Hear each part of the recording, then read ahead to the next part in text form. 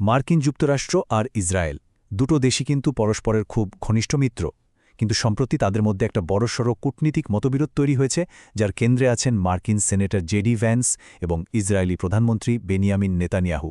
চলুন এই ব্যাপারটায় আজ একটু বিস্তারিতভাবে দেখা যাক। সম্প্রতি দুই নেতার মধ্যে একটা ফোন কল হয়, আর সেটাকে বর্ণনা করা হচ্ছে উত্তপ্ত বাক্য বিনিময় হিসাবে। ভাবুন একবার, শুধু এই দুটো শব্দই কিন্তু বলে দিচ্ছে যে পরিস্থিতিটা কতটা গুরুতর, আর দুই মিত্রদেশের সম্পর্ক এখন ঠিক কোথায় দাঁড়িয়ে আছে। তো কি এমন কথা হয়েছিল সেই ফোনে? কেনই বা দুটো মিত্রদেশের সম্পর্ক হঠাৎ করে এতটা উত্তপ্ত হয়ে উঠল? চলুন এই আলোচনার গভীরে যাওয়া যাক, যা এই কূটনৈতিক উত্তেজনাটা তৈরি করেছে। মার্কিন মিডিয়া আউটলেট এক্সিওস জানাচ্ছে, ঘটনাটা এই সপ্তাহেরই। ফোন কলে ছিলেন মার্কিন সেনেটর জেডি ভ্যান্স আর ইসরায়েলের প্রধানমন্ত্রী বেনিয়ামিন নেতানিয়াহু। কথা হচ্ছিল ইরান যুদ্ধ পরিস্থিতি নিয়ে, কিন্তু সাধারণ আলোচনা খুব দ্রুতই একটা তর্কাতর্কির পর্যায়ে চলে যায়। আসলে এই সব কিছুর মূলে আছে ইরানকে নিয়ে একেবারে দুই ধরনের চিন্তাভাবনা, দুজনের দৃষ্টিভঙ্গি পুরোপুরি আলাদা। ঠিক কোন পয়েন্টে গিয়ে তাদের মধ্যে এই মতপার্থক্য তৈরি হলো, চলুন সেটা একটু দেখি। এখানেই মূল সমস্যাটা। একদিকে দেখুন, প্রধানমন্ত্রী নেতানিয়াহু ভাবছিলেন যে ইরানের সরকার ফেলে দেওয়াটা খুবই সহজ একটা ব্যাপার হবে, কিন্তু অন্যদিকে সেনেটর ভ্যান্স এই ব্যাপারটা নিয়ে বেশ সন্দিহান ছিলেন।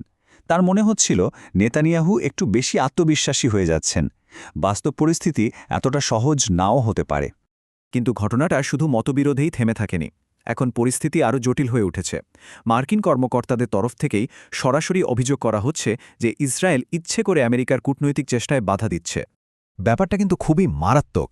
একজন মার্কিন কর্মকর্তা সরাসরি বলছেন ইসরায়েল সেনেটর ভ্যান্সের কাজকে সক্রিয়ভাবে বাধাগ্রস্ত করার চেষ্টা করছে। এক মিত্রদেশ আরেক মিত্রদেশের শান্তি প্রক্রিয়াকে নষ্ট করার চেষ্টা করছে। এটা আন্তর্জাতিক সম্পর্কে কিন্তু একটা বিশাল ব্যাপার। অভিযোগগুলো বেশ নির্দিষ্ট। বলা হচ্ছে ইসরায়েল নাকি ইচ্ছে করে বিভ্রান্তিকর রিপোর্ট তৈরি করছে। যেমন, তারা এমন একটা ধারণা দেওয়ার চেষ্টা করছে যে ইরান শুধু ভ্যান্সের সাথেই কথা বলতে চায়। এর মাধ্যমে তারা বোঝাতে চাইছে যে ভ্যান্স হয়তো শান্তি চুক্তির বিষয়ে একটু বেশি ঝুঁকি আছেন, নিরপেক্ষ নন। একজন মার্কিন কর্মকর্তা তো অ্যাক্সিওসকে খোলাখুলি বলেই দিয়েছেন এটা ভ্যান্সের বিরুদ্ধে ইসরায়েলের এক ধরনের অপপ্রচার। দেখুন, অপপ্রচার বা ডিসইনফরমেশনের মতো শব্দ যখন ব্যবহার করা হয়, তখন বুঝতে হবে মার্কিন প্রশাসন বিষয়টাকে হালকাভাবে নিচ্ছে না। তো এই যে দুই মিত্র দেশের মধ্যে একটা ফাটল দেখা যাচ্ছে, এর ফল কি হতে পারে? শান্তি আলোচনার ভবিষ্যৎ কি এখন অনিশ্চিত? চলুন আলোচনার শেষ পর্যায়ে আমরা এটাই বোঝার চেষ্টা করব যে ভ্যান্সের ভূমিকাটা ঠিক কতটা জরুরি, আর এই দ্বন্দ্বের প্রভাব কোথায় গিয়ে পড়তে পারে। আসলে সেনেটর ভ্যান্সি কিন্তু ইরানের সাথে যুদ্ধবিরতি আলোচনার জন্য আমেরিকার প্রধান মুখ। তিনি দূত স্টিভ উইটকফ আর জ্যারেড কুশনারের সাথে কাজ করছেন।